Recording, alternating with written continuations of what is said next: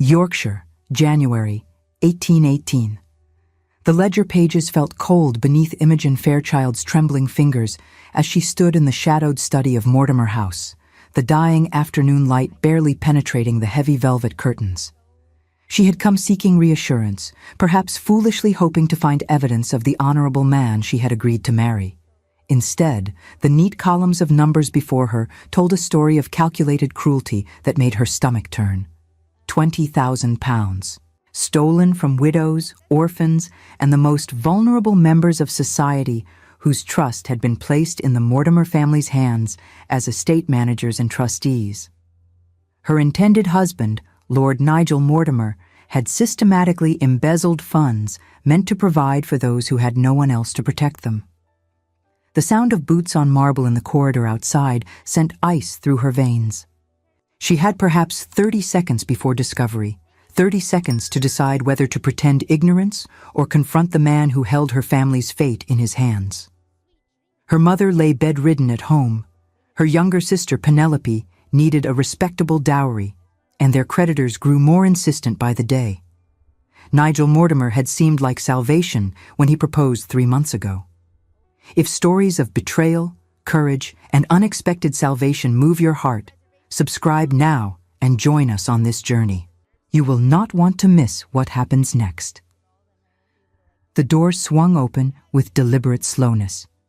Nigel Mortimer entered his private study with the confident stride of a man who believed himself untouchable, his handsome face arranged in its customary expression of practiced charm. He was 30 years old, the younger son of Viscount Mortimer, and had cultivated a reputation as a shrewd businessman and eligible bachelor. That reputation, Imogen now understood, was built on stolen money and calculated deception. "My dear Miss Fairchild," he said, his voice carrying that pleasant warmth that had once reassured her. "What an unexpected pleasure. I did not realize you planned to visit this afternoon." Imogen straightened her spine, feeling the weight of her shabby morning dress, now 2 years old and carefully mended in places that she hoped did not show. At 23, she had learned to carry herself with dignity despite the genteel poverty that had claimed her family after her father's death. That dignity served her now as she met Nigel's gaze directly. "I needed to speak with you regarding our wedding arrangements," she said, her voice steadier than she felt. "Your study door was ajar, and I confess curiosity led me to examine the books on your desk while I waited." Something flickered behind Nigel's pale blue eyes, quick as a serpent's tongue. His gaze moved to the open ledger, then back to her face. The pleasant expression never wavered, but Imogen felt the air in the room change, become charged with a danger she had been too naive to recognize before. "How very thorough of you," he said softly, closing the door behind him with a quiet click that seemed unnaturally loud. "And what, pray tell, did you discover in your examination?"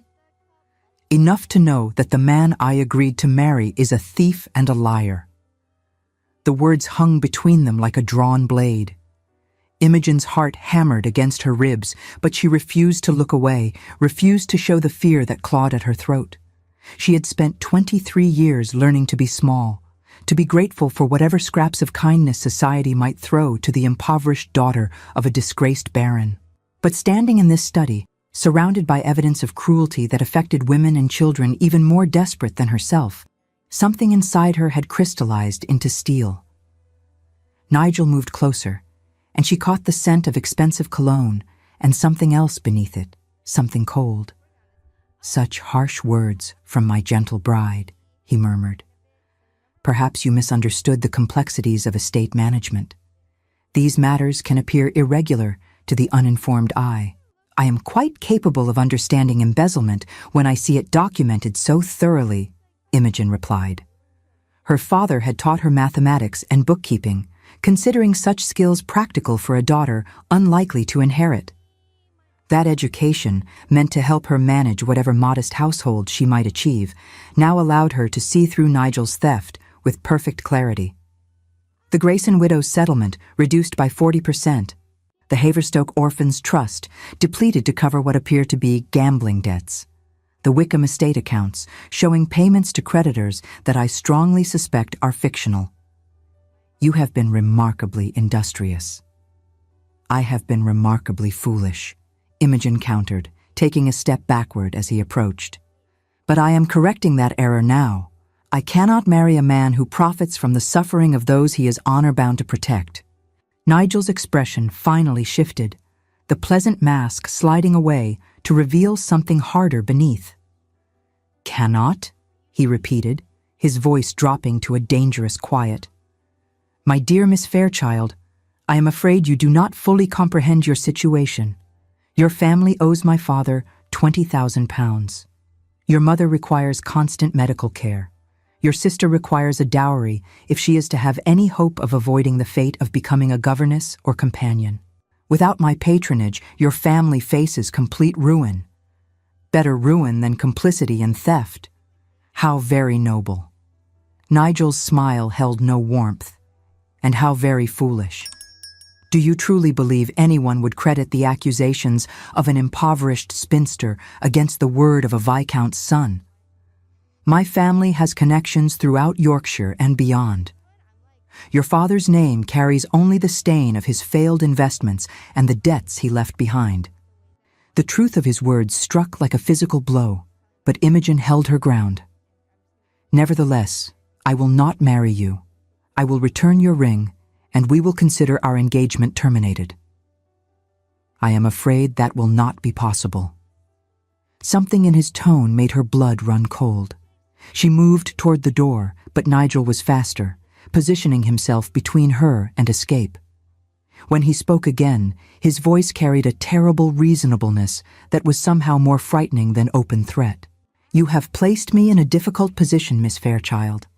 I am expected to marry within the year to satisfy my maiden aunt's requirements for releasing my inheritance. You are expected to marry me to save your family from debtor's prison. These are arrangements that benefit us both. Your newly discovered moral sensibilities, while touching, are inconvenient. Step aside, Imogen said, her voice shaking despite her best efforts. I am leaving. Not quite yet, I think. Nigel's hand closed around her wrist, not tight enough to bruise, but firm enough to communicate his control. We need to reach an understanding, you and I. You will continue with our engagement plans.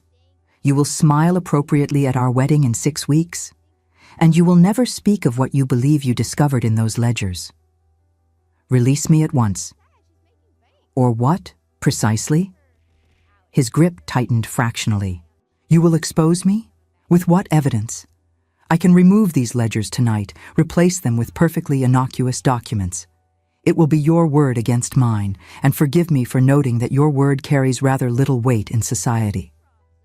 Imogen wrenched her arm free with a sudden twist that her father had taught her years ago when explaining how a lady might defend herself against unwanted advances. Nigel stumbled backward, more from surprise than force, and she seized the opportunity to pull the door open.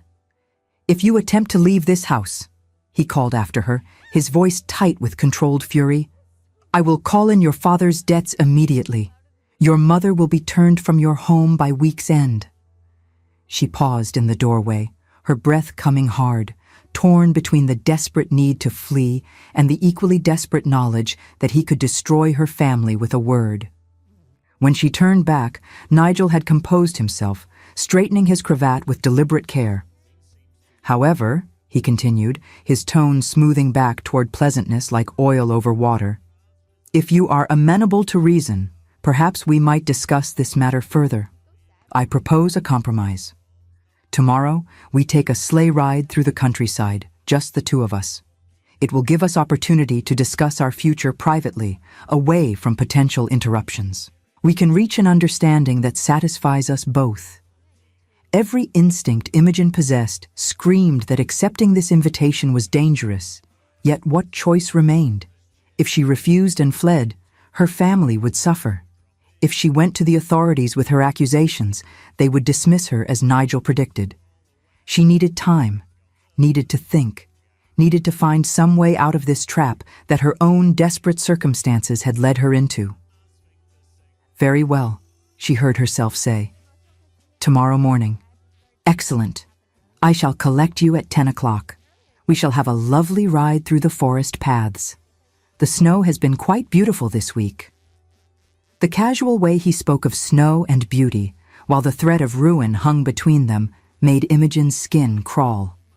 She left Mortimer House without another word, walking the 2 miles back to the modest cottage that was all her family retained of their former wealth. The January wind bit through her inadequate cloak, but she barely noticed, her mind racing through possibilities that all ended in disaster. That evening, as she helped her mother with supper and listened to Penelope's cheerful chatter about a book she was reading, Imogen made a decision. Tomorrow, during this sleigh ride, she would make one final attempt to appeal to whatever conscience Nigel Mortimer might possess. She would offer to keep silent about his theft in exchange for releasing her from their engagement and extending the terms of her family's debt. It was a compromise that tasted like poison, but it might be the only path that allowed her family to survive. She did not sleep that night, watching the moon track across her bedroom ceiling, while trying not to think about the fact that she was about to bargain with a man who had proven himself utterly without honor. Morning came gray and bitter. Imogen dressed carefully in her warmest gown, a dark green wool that had once belonged to her mother and had been altered to fit her smaller frame. She wound a thick scarf around her neck and pulled on the fur-lined gloves that were among the last remnants of her family's better days. When Nigel's sleigh arrived precisely at 10 o'clock, she kissed her mother's cheek and told her she would return by midday. Nigel handed her into the sleigh with perfect courtesy, tucking a heavy blanket around her lap. His groom stood ready at the horses' heads, and for a moment, Imogen felt a surge of relief at not being entirely alone. That relief died when Nigel dismissed the man with a casual wave. "We shall not require you, Briggs. I am quite capable of managing the horses myself." "Sir, the mistress said I was to accompany you on all outings," the groom protested, his weathered face uncertain. "And I am telling you that your services are not needed. Take the afternoon for yourself." The groom's gaze flickered to Imogen, something like concern in his eyes, but he could not refuse a direct order from his employer's son. He stepped back reluctantly, and Nigel set the horses in motion with a skill that suggested he truly did know how to handle them. They drove in silence through the village and out onto the country roads that wound through the Yorkshire forests. The snow lay thick and pristine on either side, beautiful in the weak winter sunlight. Under other circumstances, Imogen might have found the scene peaceful. Instead, her apprehension grew with each passing mile as they moved farther from any possibility of help. "You are very quiet, my dear," Nigel observed, his eyes on the road ahead. "Nervous about our discussion?" "Cautious," Imogen corrected. "Mr. Mortimer, I have a proposal." "How delightful, I am listening." "I will keep silent about what I discovered in your ledgers. I will never speak a word of it to anyone, upon my honor. In exchange, you will release me from our engagement and extend the terms of my family's debt by 5 years. Surely you can find another bride to satisfy your aunt's requirements, one who has not become inconveniently knowledgeable about your business practices." Nigel was quiet for a long moment, his gloved hands steady on the reins. They had entered a section of deep forest now, where the trees grew thick on either side and the road narrowed to little more than a track. The only sound was the soft shush of the runners over snow and the occasional jingle of harness. "An interesting proposition," he said finally. "It demonstrates a certain practical thinking that I confess I had not credited you with. However, I am afraid I must decline." "But surely you see the benefit," Imogen began. "You see, Miss Fairchild, you have already demonstrated that you possess both the intelligence to understand my business affairs and the convenient conscience to consider keeping silent about them for the right price. That makes you, I am sorry to say, a loose end I cannot afford." The horses had slowed to a walk. Nigel pulled them to a complete stop near a steep embankment where the forest floor dropped away sharply into a rocky ravine. The isolation was suddenly terribly apparent. The nearest house was miles behind them, and the road ahead showed no tracks to suggest recent travelers. "What do you mean?" Imogen asked, though she was beginning to understand with a clarity that turned her mouth dry. "I mean that I cannot trust you to keep silent, not truly. Today you agree to secrecy for the price of your family's security. Tomorrow, your conscience might trouble you. Next month, you might decide that justice matters more than safety. Or perhaps, should you ever discover additional evidence, you might choose to revisit our arrangement and demand more favorable terms.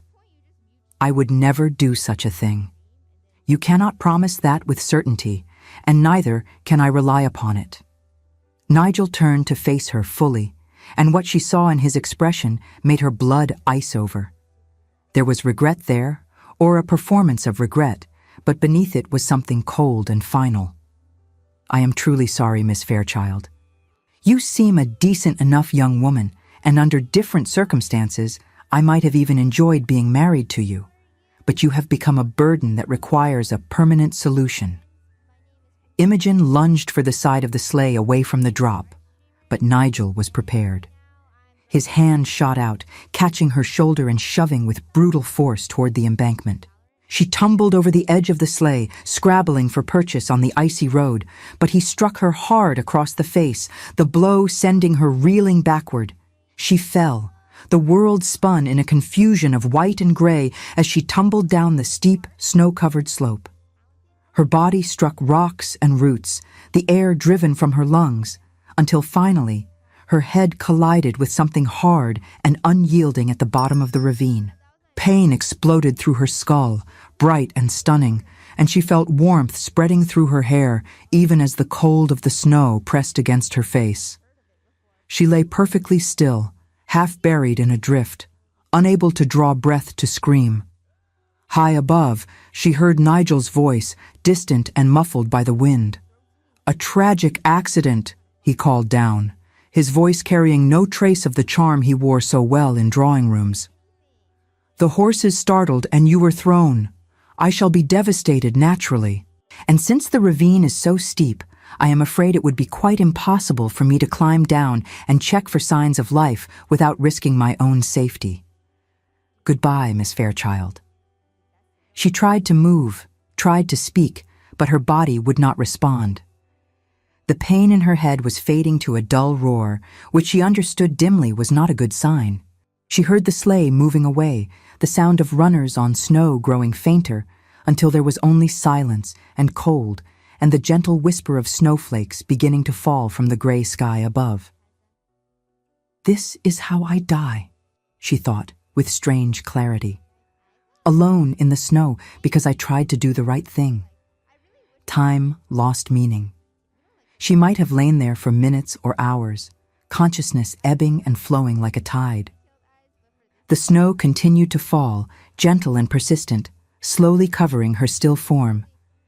She thought of her mother and Penelope, wondered who would care for them now, hoped they would forgive her for failing them so completely. Then, from somewhere beyond the edges of her fading awareness, came the sound of hoofbeats. The rhythm of a horse moving at steady pace through snow penetrated the fog that wrapped her thoughts. She tried to call out, but her voice emerged as barely a whisper, lost in the soft fall of snow. The hoofbeats came closer, then stopped on the road above. She heard the creak of leather as someone dismounted, then boots crunching through snow, sliding and scrambling down the steep embankment. Good God!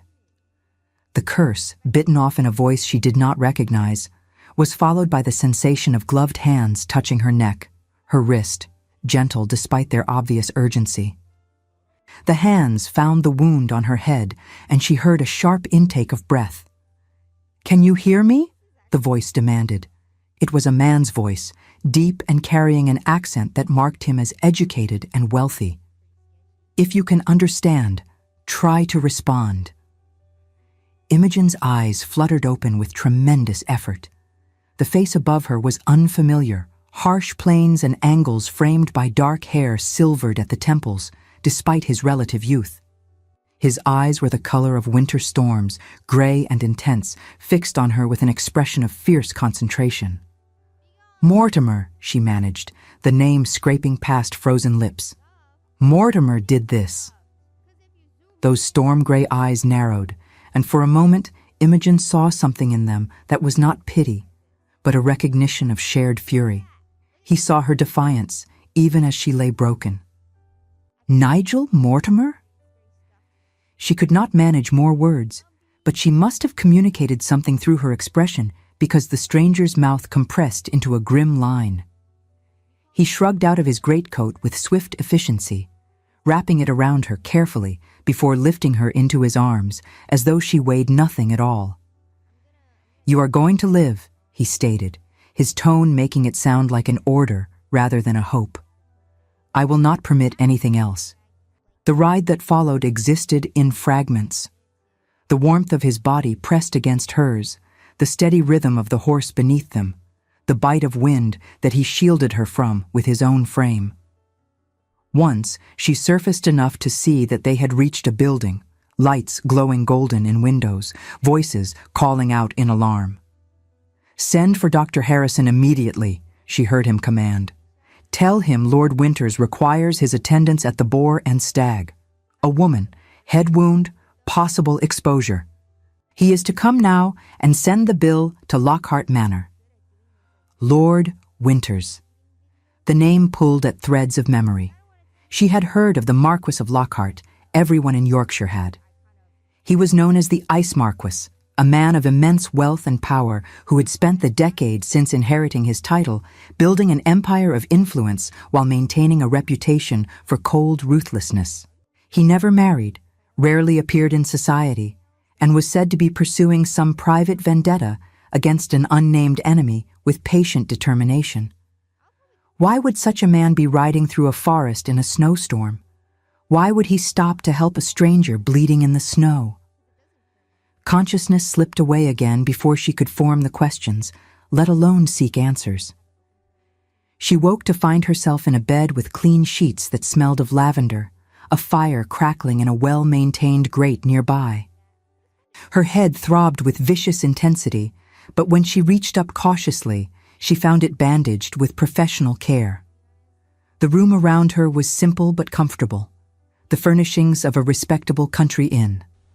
A woman sat in a chair near the fire, her gray hair neatly pinned and her dress marking her as a respectable matron. She looked up from her needlework as Imogen stirred, her lined face creasing in relief. "Awake at last, thank the Lord. You gave us quite a fright, miss. Do not try to sit up too quickly. Dr. Harrison said you would be dizzy." "Where am I?" Imogen's voice came out as a croak. "The Boar and Stag, just outside Marston Village. His lordship brought you here 2 days ago, half frozen and bleeding something terrible. The physician said it was a miracle you survived at all, and we owe it entirely to Lord Winters finding you when he did." 2 days. Imogen's heart seized with sudden panic. "My family, they must be frantic. I must send word." "It has been attended to, miss. His lordship dispatched a messenger to your mother immediately." "He told her I am here?" Imogen asked, panic rising. "If Nigel learns I am alive—" "No, miss. His lordship was most specific," the woman assured her, leaning closer. "The messenger carried a letter warning your mother that you were injured but safe, and that for your protection, she must tell absolutely no one, especially not Lord Mortimer. The messenger was instructed to bring your family here under guard this very afternoon. They should be arriving within the hour." "Why?" The question escaped before Imogen could stop it. Why would a marquis concern himself with a stranger? The woman's expression grew carefully neutral. "That would be a question for his lordship himself, miss. He asked to be informed the moment you woke. Shall I send word?" Imogen wanted to refuse, wanted time to gather her scattered thoughts and make sense of events, but she knew that was cowardice. Whatever Lord Winter's reasons for helping her, she owed him her life. The least she could do was thank him properly and attempt to explain the circumstances that had led to her being abandoned in the snow. "Yes," she said quietly. "Please send word." The woman left, and Imogen used the time alone to attempt to impose order on her tumultuous thoughts. Nigel Mortimer had tried to murder her. That fact was undeniable. He had pushed her into the ravine, watched her fall, and left her to die. By now, he must believe himself successful, must think her body lay frozen and undiscovered somewhere in that forest. What would he do when he learned she lived? Would he try again? And what of her family? The debt remained, the threat to her mother and sister unchanged. She had escaped death only to find herself trapped by the same impossible circumstances that had led her into Nigel's snare in the first place. The door opened with a soft click. Lord Jasper Winters, Marquis of Lockhart, entered the room with the controlled grace of a man accustomed to authority. In the firelight, his face appeared even more severe than she remembered from her brief moments of consciousness in the snow. He was perhaps 36 or 37, tall and lean with the build of a man who spent time in physical pursuits. His dark hair was touched with silver at the temples, and his gray eyes held an intensity that made her want to look away, even as something about his presence commanded attention. "Miss Fairchild," he said, his voice that same deep timbre she remembered. "I am relieved to see you awake and coherent. Dr. Harrison was uncertain whether the head injury might have caused lasting damage." "Lord Winters." She struggled to sit up further, and he moved forward with surprising speed, adjusting the pillows behind her back with impersonal efficiency. "I owe you my life. I do not know how to adequately express my gratitude. Gratitude can be addressed later. First, I require answers." He pulled a chair close to the bedside and sat with the directness of a man unconcerned with social niceties. "You said Mortimer's name as I found you. Nigel Mortimer. Did he do this to you?" The blunt question caught her off guard, but perhaps directness was better than dancing around the truth. "Yes." "Why?" Imogen drew a careful breath, trying to order her thoughts despite the pounding in her skull. "I discovered evidence of his embezzlement.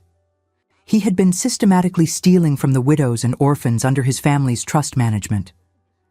When I confronted him and attempted to break our engagement, he suggested we take a sleigh ride to discuss matters. Instead, he pushed me into a ravine and left me to die." Lord Winters' expression did not change, but something flickered in those gray eyes, quick and cold as lightning in a winter storm. "You were engaged to Nigel Mortimer?" "Yes. My family is in desperate circumstances. He offered financial relief in exchange for marriage, and I was foolish enough to believe him an honorable man." The shame of that naivety burned, but she forced herself to continue. "I did not discover his true nature until it was nearly too late. This evidence of embezzlement," Lord Winters said, leaning forward slightly. "How detailed was it?" "Extremely detailed. Ledgers showing every transaction, every theft, going back at least 5 years. £20,000 stolen from those who had no one to protect them. Could you reconstruct what you saw? Specific names, amounts, dates?" The question surprised her. "I believe so, at least partially. I have always had a facility for numbers and record-keeping. Why do you ask?" Lord Winters rose from his chair and moved to the window, looking out at the snow-covered landscape with his hands clasped behind his back. When he spoke, his voice carried a controlled intensity that raised the hairs on Imogen's arms. 20 years ago, my elder brother Edmund inherited the title of Marquis of Lockhart when our father died. Edmund was everything a nobleman should be: kind, honorable, devoted to duty. He also served as trustee for several estates in Yorkshire, including one managed by the Mortimer family. He paused, his shoulders rigid beneath his perfectly tailored coat. 10 years ago, Edmund came to me with concerns about irregularities in the Mortimer accounts. He had discovered what he believed was evidence of fraud. Before he could present his findings to the authorities, he died in what was ruled an accident. A fall from his horse on a clear day on familiar ground. His horse, which had never been known to startle, allegedly shied at nothing and threw him. Imogen's breath caught. "You believe it was murder?" "I know it was murder." Lord Winters turned back to face her, and the cold fury in his expression was terrible to behold. I have spent the last decade attempting to prove the Mortimers responsible, but they are clever and well-connected. Every investigation leads nowhere. Every witness conveniently forgets crucial details or disappears entirely.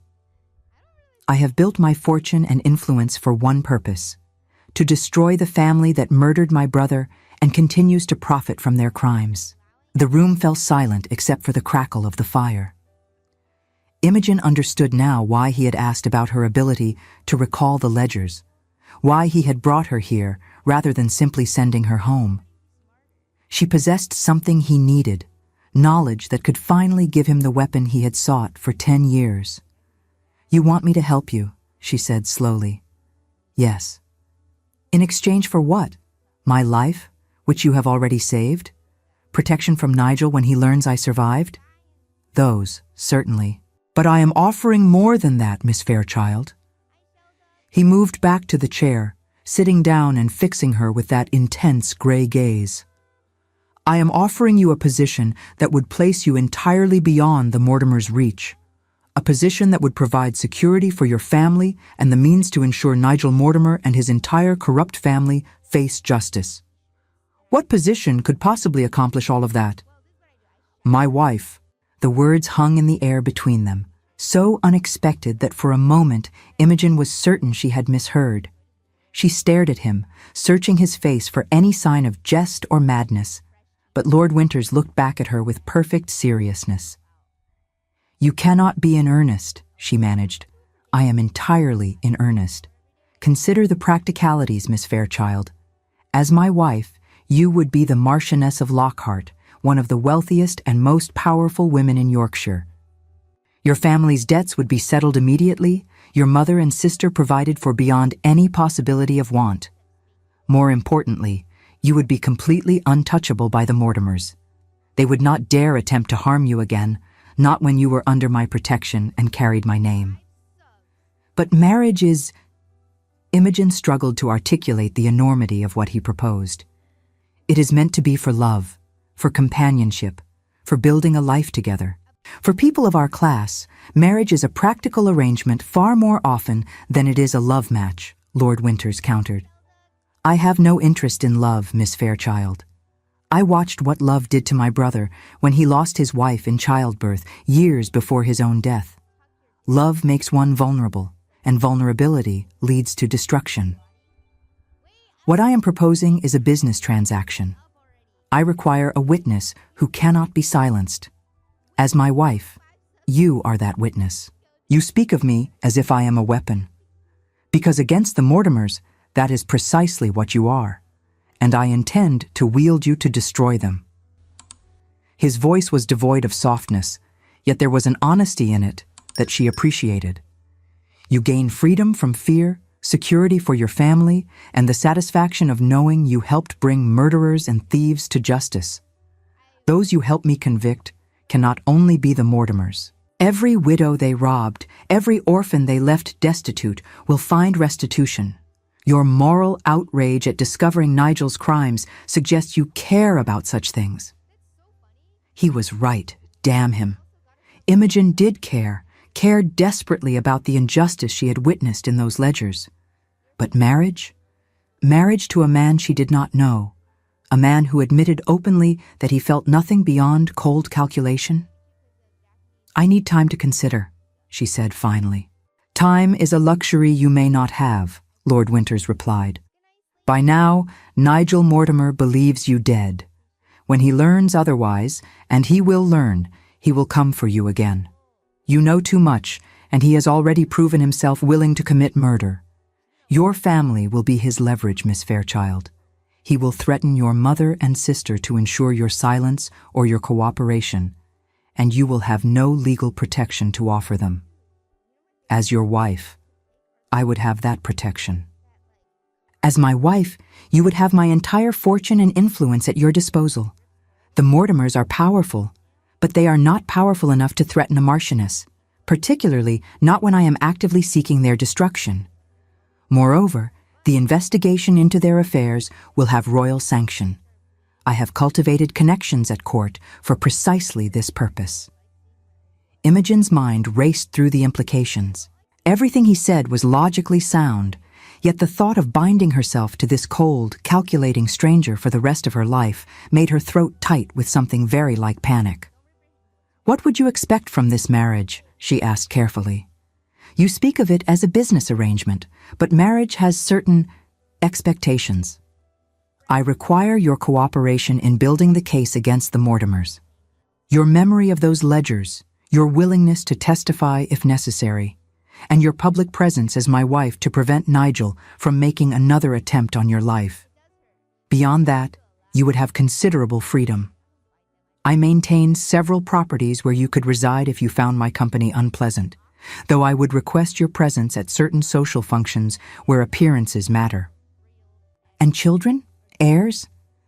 Something shifted in his expression, a tightening around his eyes that suggested she had touched on a sensitive subject. "That would be your decision entirely. I have cousins who could inherit if necessary. I would not force attentions upon you that you found unwelcome." The careful way he phrased it made Imogen realize that he was offering her what amounted to a marriage in name only, a social arrangement that would protect and provide for her without requiring emotional or physical intimacy. It should have been reassuring, yet somehow it felt like a different sort of trap, one lined with cold practicality instead of false affection. "How long do I have to decide?" she asked. "Until tomorrow morning. I have men watching the roads, but we cannot remain at this inn indefinitely. I can have you return to your family, though I cannot guarantee your safety once you leave my protection. Or I can arrange for a special license and we can be married by week's end." "A week? To prepare for marriage?" "The circumstances are unusual," Lord Winters acknowledged. "But every hour we delay is another hour the Mortimers have to discover you survived.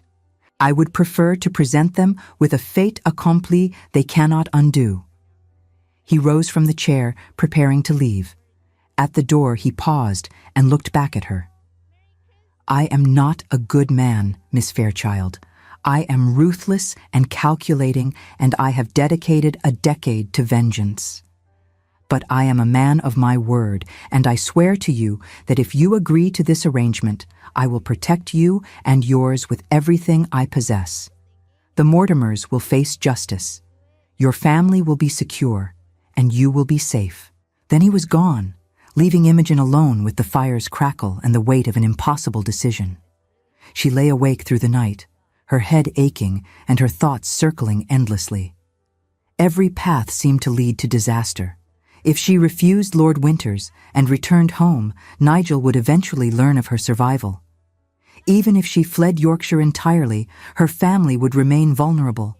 The debts would still exist, the threats would still be real, and she would have no way to protect her mother and sister from the consequences of her defiance. But marriage to Lord Winters? Marriage to a man who spoke of vengeance and calculation with the same cold precision? By dawn, she had reached her decision. When Lord Winters arrived that morning, she was sitting up in bed with her breakfast tray pushed aside, her hands folded in her lap to keep them from trembling. He looked at her face and seemed to understand immediately that she had made her choice. "Miss Fairchild?" "I have conditions," she said, surprised by the steadiness in her voice. "Name them." "First, I want assurance that my family will be safe immediately. They arrived an hour ago and are being settled in a private wing of the inn. We will all travel to Lockhart Manor today. Second, I want your word that the prosecution of the Mortimers will focus not only on your brother's death, but on restitution for all their victims. The widows and orphans who were robbed deserve justice as much as you do. You have it. I intend to pursue full restitution as part of any criminal proceedings. Third, I want the right to maintain correspondence and visits with my family without restriction. Of course, I am not a jailer, Miss Fairchild." She drew a deep breath, steadying herself for the final leap. "Then yes, Lord Winters, I will marry you." He inclined his head in acknowledgement, no triumph in his expression, only that same controlled intensity. The special license will be obtained today. We can be married in 3 days at Lockhart Manor's private chapel." 3 days, she repeated, the reality of it settling over her like a heavy cloak. He turned to leave, then paused. "Miss Fairchild, you are making the right choice. I know it does not feel that way at present, but I assure you that 3 years from now, when the Mortimers have been brought to justice and your family is secure, you will not regret this decision." 3 years? The time frame startled her. "That is my estimate for how long it will take to build an undeniable proof, pursue it through the courts, and see it to conclusion. I have been patient for 10 years. I can be patient for 3 more if it means certainty of success." After he left, Imogen lay back against the pillows. In 3 days, she would become the Marchioness of Lockhart. She resolved to lock away her dreams of love and focus on the task at hand. She would be a Marchioness, and she would be a survivor. The next 3 days passed in a blur of activity. Lord Winters proved terrifyingly efficient when he chose to be. Her family was transported to Lockhart Manor under heavy guard, her mother pale with worry but visibly relieved to find Imogen alive. Penelope, at 16, seemed torn between horror at what had happened and excitement at the prospect of her sister marrying a Marquis. The conversation with her mother was difficult but necessary. Lord Winters had been true to his word, explaining the circumstances with brutal honesty in Imogen's presence. "Are you certain?" her mother asked privately after Lord Winters had left them alone. "Marriage is forever, my dear. I do not want you to feel forced into this because of our debts." "I am certain," Imogen replied. "Lord Winters has been honest about what he expects and what he offers. And Mama, he saved my life. He could have left me in that snow, but he stopped. He helped. That speaks to some measure of honor, does it not?" On the morning of her wedding day, Imogen stood before a mirror in one of Lockhart Manor's guest chambers. The dress had been hastily procured from York, a simple but elegant creation in cream silk. Her hair, still healing from the head wound hidden beneath careful arrangement, was styled in the current fashion with small white roses. A knock at the door announced her mother's entrance. "It is time, darling." Lockhart Manor's chapel was small but beautiful. Lord Winters waited at the altar in perfectly tailored dark coat and breeches, his expression as unreadable as ever. The ceremony itself was brief and formal. Imogen spoke her vows in a clear voice that did not tremble, watched Lord Winters slide a heavy gold ring onto her finger, and listened to the vicar pronounce them man and wife.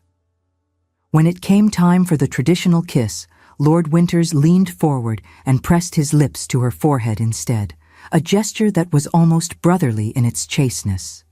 Then it was done. She was a Marchioness, one of the wealthiest and most powerful women in England. The wedding breakfast that followed was a subdued affair. After her family departed that evening, headed back to their cottage with a purse heavy enough to settle all their debts and provide comfortable living for years to come, Imogen found herself alone with her husband in the Manor's drawing room. The silence stretched between them. "You must be exhausted," Lord Winters said finally. "Mrs. Fletcher has prepared the Marchioness's chambers for you. They adjoin my own rooms, but the connecting door locks from your side. You need not fear intrusion." "Thank you." She hesitated.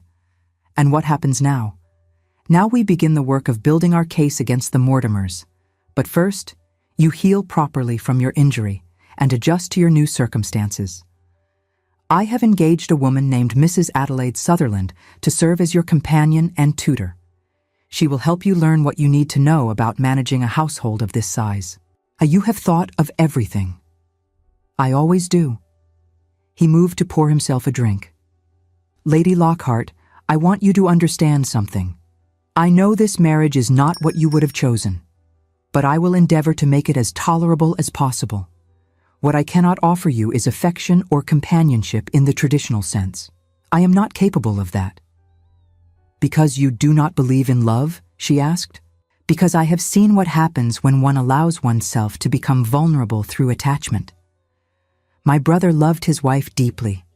When she died, it broke something in him that never healed. Then I lost him as well. I will not permit that vulnerability again. Keeping my emotions contained is not cruelty, Lady Lockhart. It is survival. I understand, she said quietly.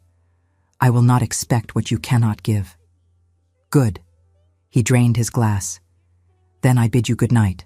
He left the room, leaving Imogen alone with the growing realization that she had bound herself to a man who was determined to remain forever distant. The next week settled into a pattern. Mrs. Adelaide Sutherland proved to be a sensible woman who tutored Imogen in everything from household accounts to the proper way to address nobility. The work gave Imogen a sense of purpose. Lord Winters maintained his distance, though they took dinner together most evenings. He proved to be well-read and intelligent, but never discussed anything personal.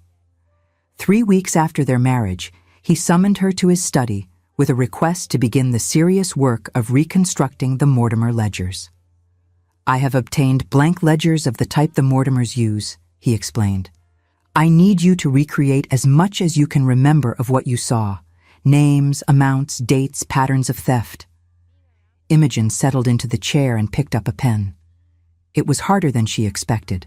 The numbers did not flow easily. They had to be dragged from her memory through the fog of her recent injury. Her head throbbed with a vicious rhythm as she focused, recalling the names of the victims. The Grayson widow, she murmured, pressing fingers to her temple as dizziness washed over her. She was meant to receive £50 a quarter.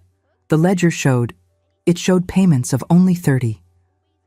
Take your time, Jasper said, his voice surprisingly gentle. He poured a glass of water and placed it near her hand. We need accuracy, not speed. Over the next 2 hours, she filled pages with details of the Mortimers' theft, forcing herself past the pain in her head. The Haverstoke Orphans Trust, she said, writing the name down. Depleted to cover gambling debts. I remember the name Haverstoke appearing repeatedly alongside withdrawals for miscellaneous expenses. This is remarkable, Jasper said, reading over her shoulder. You recall the specific victims? I recall the cruelty, she replied, rubbing her aching eyes. I recall the patterns of how they hid it. It is burned into my mind. With these details, I can begin cross-referencing against estate records and court documents. If we can find even a few of these cases and match them to actual victims, we will have the foundation for criminal charges. And your brother? I am still gathering evidence. But with your testimony establishing their character and methods, the magistrate will be far more inclined to listen to my suspicions regarding Edmund's death. When will we make our case public? She asked. Not yet.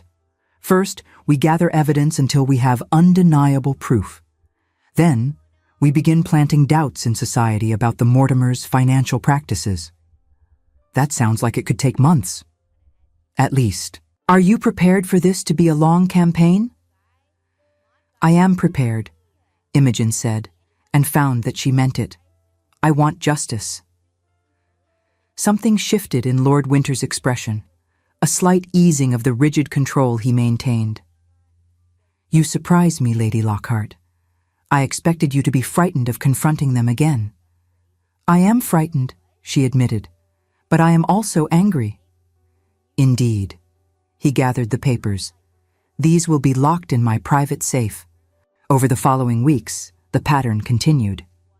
Imogen spent her mornings learning her duties and her afternoons working with Lord Winters. They fell into an easy working relationship that felt almost like partnership. Then, 6 weeks after their marriage, came the invitation that would change everything. Lady Beatrice Sutherland, a prominent figure in Yorkshire society and one of Lord Winter's distant cousins, was hosting a house party. It is unavoidable, Lord Winters said. We must attend, and we must present ourselves as a united couple. Society will be watching. Will the Mortimers be there? Imogen asked. Almost certainly, but that is why we must attend. We need to let the Mortimers see that you are alive, that you are beyond their reach, and that you are backed by power they cannot challenge. The house party was to last a full week. As their carriage rolled up the drive of Lady Beatrice's magnificent estate, Imogen smoothed the skirt of her deep emerald silk gown. "Breathe," Lord Winters murmured. "You look every inch a marchioness. Remember that you have as much right to be here as anyone else." She clung to those words as they entered the house. Lady Beatrice greeted them warmly, though her eyes were shrewd. "My dear Jasper, what a delight! And this must be the new Marchioness of Lockhart. Such a whirlwind courtship! You must tell me all about how you captured our famously elusive Marquis's heart." "I am afraid the capture was entirely the other way around, cousin," Lord Winters intervened smoothly. "One look at Lady Lockhart, and I knew I had found the woman I had been waiting for all these years." He delivered the lie with such conviction that Imogen almost believed it herself. "There will be dinner this evening," he told her later in their suite. 40 guests, including the Mortimers. Nigel will probe for weaknesses. You must appear completely unaffected by his presence." "I can manage it," Imogen said, channeling every lesson in dignity she had learned. "Good. You need not face him alone. I will be at your side throughout." Dinner was an elaborate affair. Imogen found Nigel Mortimer halfway through the second course. He sat near the far end of the table, charming the lady beside him. Then his gaze swept the table and locked with hers. Every muscle in his body seemed to freeze. The color drained from his face, leaving him pale as snow. Imogen felt a savage satisfaction at the fear she saw in his eyes. "Lord Mortimer?" the lady beside him inquired. "Are you quite well?" "Perfectly well," Nigel managed, his voice strained. I thought I saw someone I knew." But he was not mistaken. Throughout the meal, Imogen felt his gaze returning to her again and again. After dinner, Imogen chose to wander into the conservatory. She was examining a particularly lovely orchid when a voice behind her made her blood run cold. "You should be dead." She turned slowly to find Nigel Mortimer standing in the doorway. He looked disheveled, his composure cracking. "Good evening, Lord Mortimer," she said steadily. "How are you alive?" he demanded, moving closer. "I watched you fall. The ravine is deep. You should be dead." "Evidently someone did come along," she replied, refusing to retreat. "Someone with the power to ensure my protection. The Marquis. Lockhart found you, and you married him. Why would he, unless you told him?" "I told him everything," Imogen confirmed. "Every detail of the widows you robbed, every orphan you left destitute." He was quite interested in that information, almost as interested as he was in your family's possible connection to his brother's death. "You cannot prove anything," Nigel hissed. "Can I not? I have a remarkable memory. And my husband has remarkable resources. How long do you think it will be before he matches my recollections to actual victims? No one will believe the word of a nobody against my family's reputation. They might believe the word of the Marchioness of Lockhart." She let her voice harden. "You tried to murder me, Lord Mortimer, but I survived, and now I am beyond your reach. You are finished. You think yourself safe?" Nigel grabbed her wrist, his fingers digging in hard. "I can still destroy your family. Release her, now." Lord Winter's voice cut through the conservatory like ice. Nigel's head whipped around to find the Marquis standing in the doorway, his gray eyes blazing with fury. "My Lord Lockhart," Nigel stammered, dropping Imogen's wrist. "I was simply having a conversation with your wife." "You were threatening my wife." Lord Winters moved forward with predatory grace. "And you were touching her without permission. I believe you should leave before I forget we are in Lady Beatrice's home and deal with you as you deserve." "This is not finished," Nigel said, backing away. "On that, we agree," Lord Winters replied. "But the ending will not be what you imagine." Nigel fled. Imogen swayed forward, trembling, and Lord Winters caught her, his hands steadying her shoulders. "Are you hurt?" he demanded. "No, just frightened. How did you know where to find me?" I have been watching the Mortimers all evening. You handled that well, but you should not have faced him alone. I am not alone anymore, she said softly. I have you. Something shifted in his expression, a crack in the cold facade. For a moment, she thought he might say something, but then his hands dropped away. We should return to the other guests. Let them see us together. On the third evening, during the ball, Lord Winters asked her to dance. Dance with me, he said. He led her onto the floor for a waltz. His hand settled at her waist, proper but firm. They are watching us, she murmured as they turned. Let them watch. Let them see that you are beyond their reach. Is that all this is? Performance for their benefit? His hand tightened fractionally. What else would it be? I do not know, but sometimes when we work together, I wonder if perhaps this arrangement has become more than purely practical for you, as it has for me. Lady Lockhart, Imogen. You must not confuse partnership with affection. I cannot be what you deserve. I can only offer protection and partnership. Why have you locked yourself away so completely? You do not understand, he said, his voice rough. When Edmund died, it nearly destroyed me. The only thing that saved me was deciding to dedicate myself to destroying those responsible. That cold fury has sustained me for a decade. If I allow it to soften, I fear I will lose the strength needed to finish what I started. The raw honesty of his confession struck her silent. The following morning brought unexpected developments. At breakfast, a housekeeper named Mrs. Margaret Holloway approached Lord Winters. When he returned to Imogen's side, he wore a look of grim satisfaction. Mrs. Holloway, the Mortimers' former housekeeper, overheard Nigel and his mother planning your murder the morning of the sleigh ride. She is willing to testify. She heard them planning it? Precisely. It transforms the act from a crime of passion to calculated, premeditated murder.